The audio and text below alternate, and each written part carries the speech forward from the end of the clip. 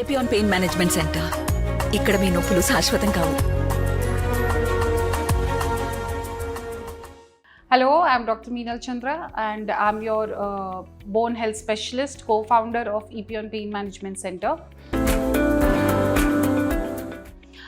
So are you someone who is around 45 to 50 years of age and you have back pain and some kind of pain, and then you get your bone mineral density done and then your physician says that you have osteoporosis? And does that not scare you? It should scare you, because osteoporosis is something where your bones have become weak, the calcium, the vitamin D and the other minerals in the bone have come down, and now you are prone for fractures.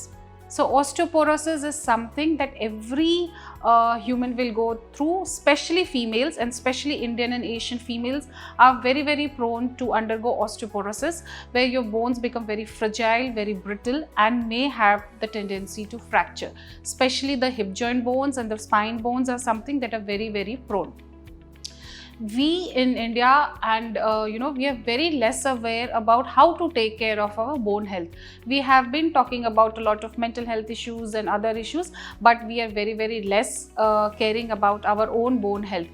And you as a mother and as a female head in your house, you should be aware, so that then only you can take care of daughters around you, young girls around you, because the bone health does not start at the age of 40 or 45. It starts very early in the age. The early you start taking care of your bone, the better it is, and the aging is going to be very healthy. Now I'll be talking about few tips which you should take care so that you have a good aging and your bone health remains good when you are in your 70s and 80s. The first thing is dietary intake. Very important to include calcium, very important to include good calcium rich food so that it enriches your bone mineral density. Take care of your vitamin D levels. Sunbathing, especially in India, is very uncommon because of the climate we have. So make sure that you have proper sunbathing so that the vitamin D can be extracted, because vitamin D and calcium plays important role in their absorption. So calcium and vitamin D is very important. Your diet is very important. Second thing is physical activity. Physical inactivity has become a trend, so do not get trapped with it. Physical activity, any kind of physical activity, whether you go for walking or you are involved in swimming or any kind of physical activity, is important, because these physical activity is going to increase the bone forming cells, and so that will help in preventing either any further loss of minerals in your bone. The third thing is keeping a check of your weight. If you are overweight, the body, the skeletal muscles will not take care of the strain that you're putting on your bone. So make sure that you are not obese.